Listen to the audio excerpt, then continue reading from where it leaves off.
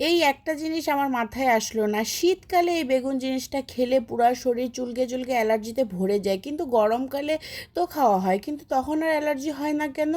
আমি জানি না, আপনারা কি জানেন? জানলে আমাকে অবশ্যই একটু জানাবেন তো। আসসালামু আলাইকুম। তা কেমন আছেন সবাই? আমি কিন্তু একটুও ভালো নেই, কারণ গরমে ভালো লাগতেছে না, কোনো কিচ্ছু ভালো লাগতেছে না। আমার এমনিই গরম ভালো লাগে না, তার উপর আবার এই এত প্রচণ্ড গরমে বাচ্চা কাচ্চা সবারই স্কুল টিস্কুল সব খুলে গেছে। সকাল সেই 6টা থেকে শুরু হয়, রাত তো 12টা 1টা 2টা 3টা আসে। তার উপরে এদিকে টুকটাক করে পেজে যতটুকু সময় দিতে পারছি এটুকুই। প্লিজ কেউ ভুল বুঝবেন না, সময় সুযোগ মতো অবশ্যই আমাকে, যারা অবশ্যই ভালোবাসেন তাদের বাসা থেকে অবশ্যই আমি ঘুরে আসবো ইনশাআল্লাহ। তো যাই হোক, আর যদি না আসেন কিছু তো করার নাই, তাই না? আমাকে তো আমারটা করে যেতে হবে, কেউ দেখুক আর না দেখুক সেটা তো আর কিছু করতে পারবো না। তো যাই হোক, এদিকে মানে এখন রান্না বান্না মানে পুরোপুরি কি দেখাচ্ছে আমি জানি না। এদিকে খালাকে আলু কাটতে বলেছি, আলু মানে এই দুটা কাটতে বলেছি, সেই যে কতগুলা গরমে তারও মনে হয় মাথা ঠিক নাই।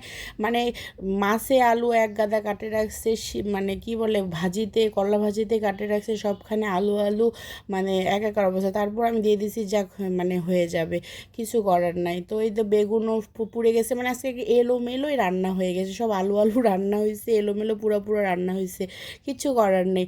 তো যাই হোক, কি আর বলবো, সবাই ভালো থাকবেন, আর একটা লাইক, একটা কমেন্ট, একটা শেয়ার করবেন প্লিজ।